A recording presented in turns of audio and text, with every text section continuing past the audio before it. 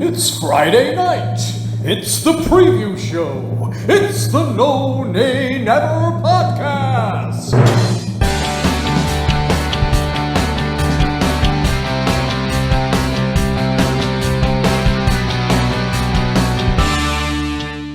Hello and welcome to the preview show brought to you by the No Nay Never podcast listeners. Bonjour, bonjour, bonjour. I am back following my little mini absence last week where Statman Dave was very happily joined by producer Matt, who stepped in for me while I was shooping my way down the French Alps. I am, of course, joined as ever by the headliner himself, Dave Statman Roberts. Dave, hello. I missed you last week. Hello, Natalie. We missed you. Me and Matt managed to muddle through without you. Yeah, I don't like it when you get to do things without me. It makes me feel like I'm surplus to requirements. But no, you did a grand job in my absence, and Matt's getting very good at stepping in. So thanks, Matt. We do love you lots. Now, of course, obviously, while I was away, I was doing the same as what our players were, Dave, and I was having a midwinter break and getting away from football for a while. We obviously missed the football. It was a bit of a weird one that Saturday with not having a game and not having any FA Cup or internationals to watch. But we more than made up for it for that fantastic win down at Southampton. Did you go down, Dave? I wasn't down at Southampton, no, but it was a really, really good win. One of those where a really difficult game with the conditions, getting the early goal helped, and fantastic result in the end, and really, really pleased for Matty Vidra getting that wonderful goal, the winner. Yeah, definitely. It was. I don't think there's many Burnley fans who are anything other than absolutely delighted for him. His little face lit up, didn't it? But I think that, I don't know if you feel the same way, but we certainly talked about this in the main show, Dave. Like 34 points, couple of wins now. You think he'll do it? Be safe at 40? Yeah, I think there's so many teams down there that they aren't all going to get up to 40 points. So I think it's one of those where, I mean, it depends on how the ones in the bottom three, how much they struggle. Yeah. I mean, West Ham, again, they seem to be struggling. A win against Bournemouth on Saturday, which we're going to come on to talk about, that'll make a huge difference because if we get the 3 points, it's 3 points that they aren't getting. Exactly. And that'll apply for quite a lot of games for the running as well. So we can do ourselves a favour, obviously, by getting points and pushing on to 40 and hopefully beyond. But also that has an effect on the other teams, keeping them back as well. Yeah, we often talk about this through the season, and I must say it's only in the last sort of 18 months or so that I've started to come to understand this, and it's something that my other half taught me very much. I was just blindly going along in the Premier League with, a win's a win, and if you get a bonus win against Manchester City, for example, then it's fine, you're still on the same points. But what I hadn't fully got my head around was if you've got an away game at Manchester City and then a home game to Aston Villa, you're much better losing the City game and beating Villa than losing against Villa and beating City, because of course you're quite right, Dave. It's stopping those points at the bottom, isn't it? And it's keeping them down there. So I agree with you, Dave. I think I've been bleating on a lot this season about how I think you need 40 points to survive, but whilst that's because of a lot of the points that are cascading down, you're quite right. Looking at some of the poor performances that are down at the bottom now, not all of them are going to get to 40. So you might be right. We might already be pretty much, one win might actually do it. Well, let's move on. Let's have a quick look. We've got a couple of housekeeping matters, I think, haven't we, before we move on to look at last week's quiz answer. An extra stat. Are you giving if you've seen in our show notes, are you giving our listeners a bonus stat this week? Well, you tell me off when I put them in the stat of the week, so I thought I'd try and sneak them in up here as well. I've got no control over you, Dave. You try your best, but yeah. The interesting stat about the Burnley's recent run is that we've actually been televised. 7 of our last 8 Premier League matches were selected for live broadcast in the UK. So it's going to be a welcome change to get back to a Saturday 3 p.m. kickoff at Turf Moor this weekend. That's kind of I think, an unprecedented run. 7 out of 8 matches. Obviously, there were cup games in between, but the Premier League matches, 7 out of 8 were televised. I think it was 4 on BT, 2 on Sky, and 1 on Amazon. That was from Boxing Day up until Southampton last Saturday. Oh, well, you know what? You can have that bonus stat. That is a good bonus stat. I'll have that one. And also, there's some housekeeping that you need to correct. You're talking about you and Matt muddling through. No, it's not a correction. Yeah, not a correction as such. We were discussing the consecutive appearances. That one of I think the stat of the week that I put in last week was regarding Ben Mee and James Tarkowski. They were playing their 50th consecutive Premier League match together at the weekend.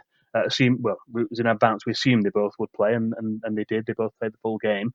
And also the fact that Ben Mee had made 64 consecutive appearances. Matt questioned me. I didn't know the answer at the time, what the record was for consecutive appearances. We limited it to outfield players because I think goalkeepers tend to keep their place a lot better. I did check on this. I said last week I would come back with the answer. 164 consecutive Premier League appearances were made by Frank Lampard, so he holds the Premier League record. But of course, football did exist before 1992, and apparently the all-time record in English league football for an outfield player is 375 consecutive league appearances by Tranmere Rovers centre half Harold Bell from 1946 to 1955. So that one's going to take some beating, I think. Excellent. Okay, well, I'll definitely keep an eye out on that. That is some status. That 100 and what did you say? It was 375 consecutive appearances. 375. God, that's yeah. Impressive. Excellent. Well, before obviously again we now move on to previewing the Bournemouth game, we have, of course, the quiz question. I don't even know what last week's quiz was. I haven't even listened into the preview show yet. So let's see what. How dare I you. know. I'm so sorry. I've only just got back. I'm sorry. I'll do it after this. I promise, Dave. So the quiz question that you asked our listeners last week was: in April 2009, Burnley was striving for a playoff place and earned a point in a 2-2 draw at Southampton. The Saints were leading 2-1 in the second half when Brian Jensen saved a penalty. But which Burnley player scored the Clarets' equalising goal just 5 minutes after the penalty save? I would not remember this at all, Dave. What was the answer? The correct answer was perhaps a player you wouldn't expect to be scoring too many goals. It was actually defender Clark Carlisle. Oh, no, I wouldn't have guessed that for sure. Well, there you go. But it was an important point for us. We got a valuable point on the running and away point down at Southampton. Yeah, Clark Carlisle was the correct answer. Excellent. So did any of our listeners get that right? We had quite a few, yeah. On Twitter, we tend to post the question on Twitter now as well, get people responding to that. We had RGT, Andy Burnley FC, and Anthony Neal all replied with the correct answer to that reminder we posted on Twitter. And of course, we also had some correct answers for some of our quiz regulars. John Robertson, Rob Thomas, and Peter Jones were all in touch, and they all had the correct answer as well. Of course they were. Of course they got it right. They answer every week and they always get it right. I think you're right. I think at the end of this season we need to have a what's it called? A Champion of Champions quiz off. Yeah, for sure. Yeah. Let's get that sorted, Dave. Well, of course, listen in, guys, because at the end of this week's show, when we close off, we will be giving you another quiz question to test your Clarets knowledge ready for next week. Opposition stats. But without further ado, let's have a look at this week's opposition. And we are, of course, at home Saturday the 22nd of February at 3 o'clock, a good old-fashioned 3 o'clock Saturday kickoff. And we are at home to Bournemouth. Now, of course, we are in the second part of the season, so we have already played Bournemouth once. So, Dave, why don't you kick off by letting our listeners know what's happened since we last met? Well, it's just 9 weeks since we last played Bournemouth, the reverse fixture down there. That was just before Christmas. And we grabbed a timely 3 points from a match which looked like it was heading for a goalless draw, if you remember. However, substitute Jay Rodriguez was in the right place at the right time, and he grabbed a late winner in the 89th minute. And rather like ourselves, Bournemouth had a poor Christmas period and start to the new year. They've been on a bad run before that as well. But recent wins against Brighton and also Aston Villa have helped them to get out of the bottom 3, but only just. Yeah, they are still struggling a bit, aren't they? So what about the heaviest Burnley defeat then at Turf Moor? That's quite an easy one to do because Bournemouth have only ever won one match at Turf Moor, so by definition, that's their biggest win. It was by a score of 2-1. It was the final match of the 2017-18 season, and although the result was of little consequence to Burnley, as we'd already confirmed 7th position and a place in the Europa League qualifying round. Excellent. So what about Burnley's biggest win then at Turf Moor? Oh, we've got an impressive one for this. Ooh. Burnley's biggest win over the Cherries was way back in January 1966. Back then, they were known as Bournemouth and Boscombe Athletic, and the two teams were drawn to play each other in the third round of the FA Cup. After a 1-1 draw on the south coast on the Saturday, the replay took place at Turf Moor on the Tuesday, and Burnley were comfortable winners by 7-0. Andy Lockhead scored 5 of the goals, with Willie Irvine and Gordon Harris also scoring a goal apiece. Yeah, I'd take that on Saturday, wouldn't you, Dave? No, 7. Yeah. Okay, well, the next two questions, I believe this week we can combine together. We can cover both with one answer. So we've got Burnley's last win and last season's meeting. 4-0 home win over Bournemouth in 2018-19 last season was one of the few bright spots in a difficult first half of the season. The match took place in September 2018 and featured Matty Vidra's first Premier League goal for Burnley. Aaron Lennon and Ashley Barnes, with 2 goals, were the other scorers in a convincing home win. Excellent, and I'd take another Matty Vidra goal as well. That would be nice. So let's talk about. Oh, do we have to? Yes, we're going to have to. Let's talk about the manager. Bournemouth's another club which has kept faith in their manager, and Eddie Howe is currently the longest-serving top-flight manager after leaving Burnley in October 2012. It's closely followed by Sean Dyche, who was appointed as his replacement at Burnley just a couple of weeks later. Yeah, I'm quite surprised he's still in his job, actually. I think a few weeks ago, didn't they? Both Dyche and Howe were linked to being favourites for the Chop, weren't they, not so long ago? And I think Dyche seems to have very much relished from that criticism and has thrived, whereas Howe's still treading water a little bit. So just a quick pause in that, Dave, because I'm interested on this theory. Do you think Bournemouth would sack him, even if they went down, or do you think he literally is like not just going to get sacked?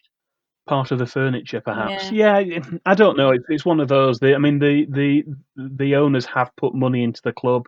They obviously have had faith in Eddie Howe. It does come to a point sometimes, though, where you think you need a fresh face and a fresh set of ideas, and it might be one. I think of all the clubs, they're perhaps the one that's perhaps more likely to hold on to their manager if they go down. I think there's other clubs who would very quickly change the manager. I think Bournemouth might be one who possibly would stick with Eddie and give him faith, certainly at least the first half of the season, to try and get them back up if the worst happened from their perspective and they did go down. Yeah, you're probably right. Okay, let's move on then. Why don't you give us some head-to-head stats, please? Yeah, we've got the head-to-head, the overall home record for Burnley against Bournemouth, and that stands at played 16, won 9, drawn 6 and lost 1. That's a win percentage of 56.3%, and that's slightly better than our overall home average win percentage of just over 50%. When we look at top flight matches only, there've only ever been 3 previous meetings at Turf Moor, played 3, won 2, drawn none, and lost 1. So that's a win percentage of 66.7%. Excellent. Okay, well then turning to the game at the weekend, who is going to be our man in the middle? Yeah, Tranmere Rovers' most famous celebrity fan, the experienced Mike Dean, is back with a whistle at Turf Moor on Saturday. His only other Burnley match this season was our 2-1 defeat away at Arsenal back in August. Mike Dean recently reached a milestone when he took charge of his 500th Premier League match, and he's also issued 104 red cards in that time. That's more than 1 every 5 games. He also featured on the Peter Crouch podcast this week, giving some interesting insights into life as a top-flight English referee. They played a clip of it in the half-time break for I think it was the Man City West Ham game on Radio 5 on last night when the match was on. I've not listened to the whole thing, but I did hear the clip. It's quite interesting listening to that. If anyone wants to go online and listen to Peter Crouch's podcast. And Chris Kavanagh will be the chief video assistant referee in the Stockley Park studios on Saturday. Excellent. Celebrity fans! And then finally, our new feature for the second half of the season. Who are, and I think I know what the answer to this is going to be, who are Bournemouth's celebrity fans? I've got to be honest here and tell you it's been a real struggle to find anyone famous who's credited as being a Bournemouth supporter, but this is the best that we could do for you. First of all, the name of TV and radio presenter Jane Middlemiss kept cropping up. However, when I checked into this further, it turns out that she isn't a Cherries fan at all and only used to go to matches as her former boyfriend did. So that just leaves actor Seth Rogen, Jamie and Harry Redknapp, and Adam Lallana's dad. Adam Lallana's dad. Excellent. I like it. But I did dig further. Oh, did you? Go ahead. This is exciting. Yeah, I was struggling for inspiration, so I reached out and asked the folks at the Cherries podcast, and they also mentioned Alex James from Blur and Matt Tong, who apparently is the drummer from Block Party. And that's it, honest. So if you know any more notable Bournemouth fans, listeners, then do let us know. Excellent. I do think, and I'm going to win no fans down on the coast for saying this, but it kind of feels like people who support clubs down there support Southampton and not Bournemouth. I don't know. Southampton seems to be the trendy club down there, doesn't it? I don't know. We'll see. Yeah, when we did that when we went to the Southampton game, we obviously plenty of them, mentioned didn't we? the Southampton celebrity fans. Yeah. Fine.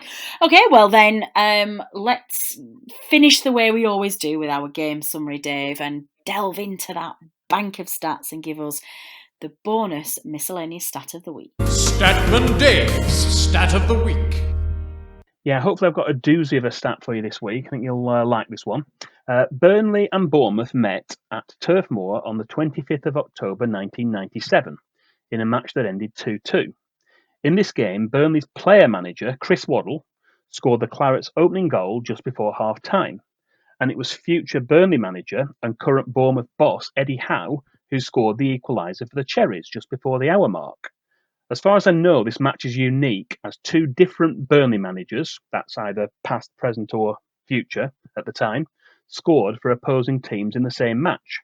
And not only that, as an interesting aside, would you believe that Mike Dean was also the referee for that past meeting over 22 years ago in what was his first ever match involving Burnley? Wow, Dave, you have outdone yourself this week. What a fantastic stat.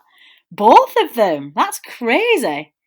Yeah. I've sneaked two in as well. I know. Dave, I've given up trying to control you. I really have. Not that I would want to, but you know what I mean? It's like I try and keep you in line and you're rogue. You go rogue, my friend. And I've gone rogue. You know what? It's your show. You can do what you want. I just sit here and conduct it. I'm just like the man in the middle.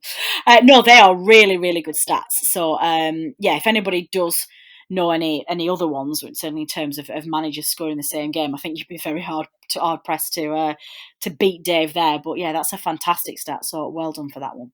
Just, I guess, before we move on to have a look at the second half of the season, then, Dave. I mean, obviously, on paper, it looks like it's a game we should be winning. We're riding high with confidence. They're really struggling. What's your heart telling you about the weekend? How do you think we'll do? It's one that we still have to take very seriously. I think there can sometimes be complacency. I don't think there is from the manager, and I don't think there is from the team. I think it's actually more from the supporters in the stands that it's like, oh, well, it's only Bournemouth. We do really well against them usually. It's going to be a walkover. I'm not saying everyone's like that, but I think there tends to be a groundswell of that sort of attitude towards these sort of games. I think we can never take any team for granted in the Premier League, home or away. It's one that we would definitely really like to win, but we're going to have to be, at the races in order to get the 3 points on Saturday, the same as we are for any Premier League game. So I think it's a case of going out there, getting a really good start. I'm going to predict us for a win. I think we're going to win, and I think it might be 2-1. I think we might struggle to keep a clean sheet. I think it might be 2-1. Yeah, that's interesting. I was going to say 2-0. I have the opposite. I think we'll be able to keep a clean sheet. Something we touched about briefly on the main show on Tuesday. Assuming that Chris Wood doesn't make it, what do you do about the strike force? Do you play Vidra and Jay up front together as a 2, or do you slightly change formation? It's an interesting one, that. Yeah, I'd be tempted to play them as a 2. I think he came in, he played most of the game, did Matty Vidra on Saturday. It's not like he's just come on for 10 minutes and grabbed a winner. He played from about 20 odd minutes, wasn't it, when Chris Wood went off? So maybe he's right there for another start and getting a full 90 minutes in the game. And yeah, I'd be tempted to play 2 strikers. I don't think there'll be too many changes in other areas of the pitch. I think we know how we set up. Unless there's enforced changes, then we're not likely to make any other changes. I think he's not going to want to rush players back in. There's talk of possibly Johan Berg Gudmundsson being on the edges of getting back in as well, but I don't think he'll go into the starting lineup. I think it may well be a case of we may well finish with the team that start with a team that finished at Southampton last Saturday. Yeah, I think you're probably right. So what do you think? Do you think we'll win? Do you think, what's your score predictions? Why don't you get in touch with us in the usual channels, or just for speed, especially if you're on your way to the turf listening to this, tweet us your score predictions. It's at No Nay Never. Fantasy Premier League update. Okay, so as ever, we'll finish off this week's preview show with a look at the Fantasy Premier League, the much coveted, highly competitive league that shows our listeners who's got the best managerial experience. Now, I'm going to let you go on talk us through the movers and shakers at the top, but I do need to give somebody a shout out for this. So I'm going to hand over to you, and I'm going to jump in whenever I need to. That sounds ominous, doesn't it? Okay. Okay. Well, we did provide a mini Fantasy Premier League update last week. We were halfway through the game week because of the split matches of the break. We could only give a partial update, so we've now completed game week 26, and we can provide some more detail this time around. Our top three is unchanged. Bennett Howarth, John Sutcliffe, and Tall Paul have kept their top three positions in that order. They're our top three in the table at the moment. Exactly, and that is where I jump in and see something. So, Tall Paul, I did not know this, but I in fact know him. We have, I was away the weekend before, so the weekend of the Arsenal game.